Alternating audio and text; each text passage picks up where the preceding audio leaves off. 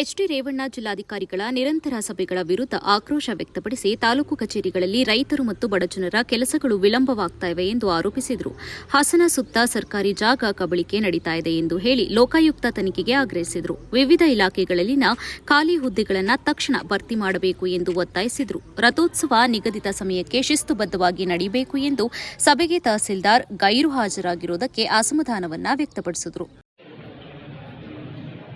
IIT ಜಾಗಗಳು ಅದನ್ನೆಲ್ಲ ಹೊಡೆಯಬೇಕು ಅಂತ ಈಗಾಗಲೇ ಏರ್ಪೋರ್ಟ್ಗೆ ಇಷ್ಟು ಬೇಕು ಅಂತ ಕೇಂದ್ರ ಸರ್ಕಾರದಿಂದಲೇ ಹೇಳುತ್ತೆ.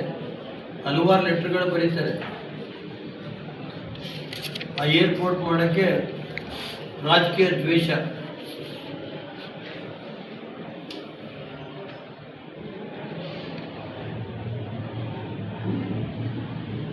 ನಾನು ಲೋಕಾಯುಕ್ತ ಮೊನ್ನೆ ಹೊಳೆನರಸೀಪುರ ತಾಲೂಕಿನ 3 ದಿನ ಲೋಕಾಯುಕ್ತ ಇದು ಮಾಡಿದ್ರು. ಜಿಲ್ಲೆಯಲ್ಲಿ ಎಲ್ಲೂ ಮಾಡಲಿಲ್ಲ.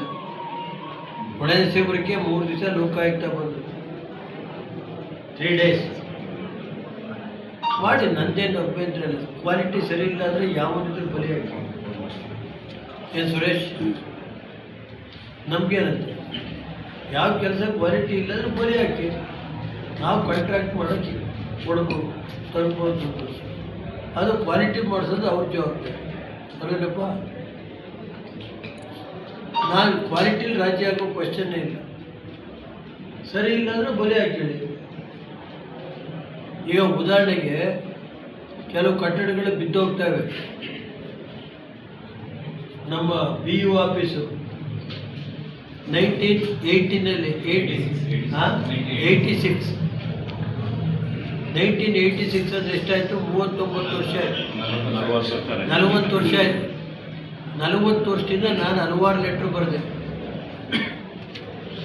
ಆಮೇಲೆ ಇದೈತಲ್ಲ ಸರ್, ದಯಮಾಡಿ ಕೈ ಮುಗಿತೀನಿ ವೆಂಕಟೇಶಣ್ಣ, ಆ ತಾಲೂಕು ಆಫೀಸ್ದು ಇದೈತಲ್ಲ ಕ್ವಾರ್ಟರ್ಸ್ಗಳು, ಬಿಲ್ಡಿಂಗ್ಗಳು ಬೇಕಾದ್ರೆ ಹೋಗಿ ಬರೋದಂದ್ರೆ ತಾಲೂಕ್ ಪಂಚಾಯತ್ ಹೋಗಿ ಬರೋಲ್ಲ, ನೋಡ್ಕೊ ಬರೋದ.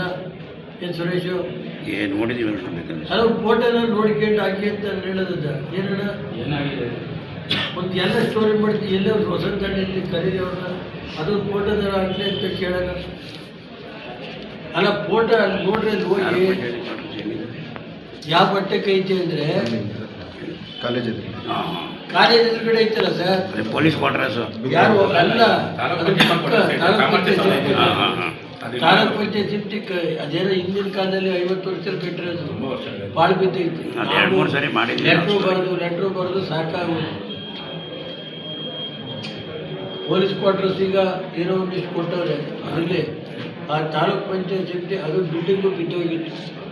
ಅದನ್ನೇನೋ ಮಾಡಿ ನನ್ನ PWD ಮಿನಿಸ್ಟರ್ ಇದ್ದಾಗ ಕೊಟ್ಟು ಅದೊಂದು ಸ್ಟೇಜ್ ತಂದಿದ್ದೀನಿ.